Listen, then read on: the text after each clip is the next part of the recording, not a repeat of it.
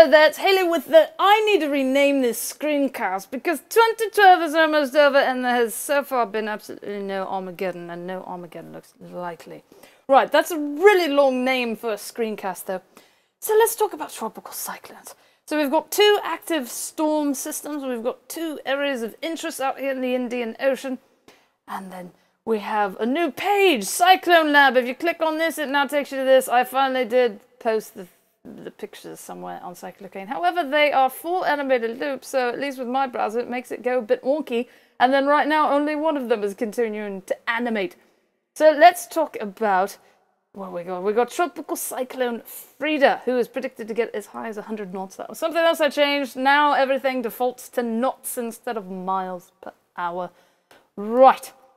So let's take a look at the ECMWF. The ECMWF, which yesterday was forecasting landfall in Australia, it might have been as an extratropical cyclone, but landfall in Australia nonetheless, is now going back to what it was saying like several days ago, which is it's basically going to dissipate out, well, basically it looks like over Nouvelle-Calédonie. And an area of interest back here is this even a tropical cyclone potentially? These things back here. This, I think I've been saying that this thing goes in 12-hour increments. I had it confused, or intervals maybe, instead of increments, I don't know. But it runs, the forecast model runs every 12 hours. The images are every 24 hours, because you'll notice that it's incrementing by days. It's never saying 0 Zulu. Right, so that's every day. And then here is the GFS run for Freda, if we can get this, there we go.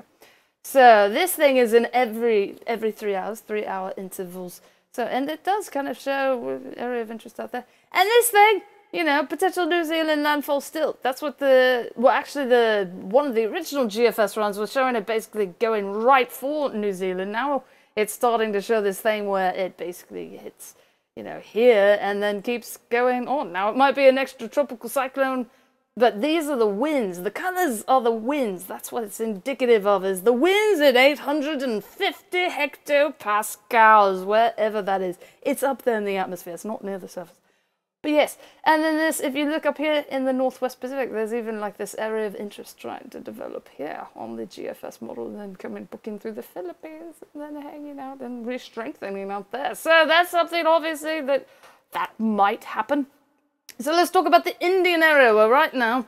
And I should mention, Mitchell not really forecast to get very far. Mitchell's forecast to run into colder sea surface temperatures soon and start to weaken, and not really a landfall situation with that in Australia. In fact, let's zoom in, shall we?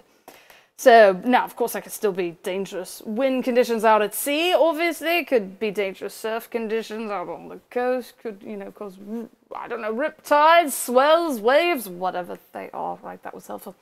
So there's the low and the medium chance. This thing is predicted to get, by a couple of the models anyway, pretty big.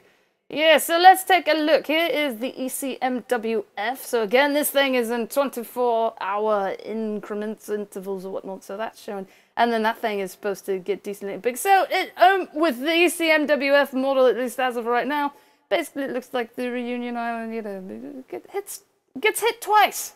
You know, one of them in the next few days. Hey, there's something up coming behind it. That's the ECMWF. The GFS, I believe, also similar strengthening type thing. So there's decent model agreement between these two things. So this is every 3 hours again.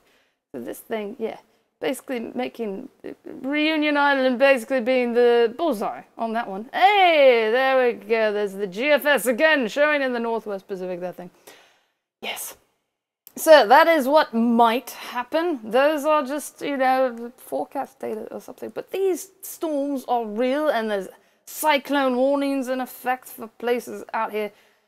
Future impacts in Nouvelle-Calédonie, right? So if you go to the page, this is getting manually updated as of right now, but there's details, and you can click on the links to get to the individual storm places? Individual meteorological sites. All right, there is a satellite loop of Freda. Speaking of satellite loops, that's something else that's new. There you go.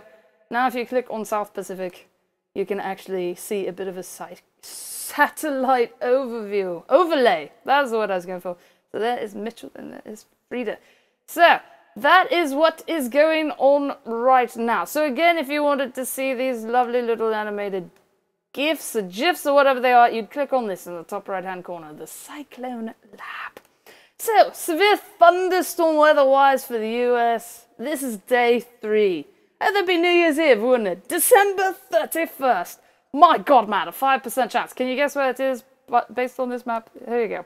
Here is, at least as of now, where the 5% chance of severe weather is. 5%. So, for this coastal type area of Texas, basically. So, you know, you'd randomly pick a point somewhere in there and you draw a 25-mile radius circle around it. And that means that there's a 5% chance of some sort of severe thunderstorm-related weather occurring within that 25-mile radius circle. Yeah, so, but other than that, right now, you know, today and tomorrow, green. I think day 4 through 8 might be predictability too low. But yes, so no tornado outbreaks forecast as of now. That's good. Snow, of course, there will be snow. SevereWeatherTV.com is the official homepage of the screencast. Weekly Wix is WICKEDWX.com. Cyclocane is CYCLOCANE.com. That is it for today. There we go. So that is it for today. Stay safe out there.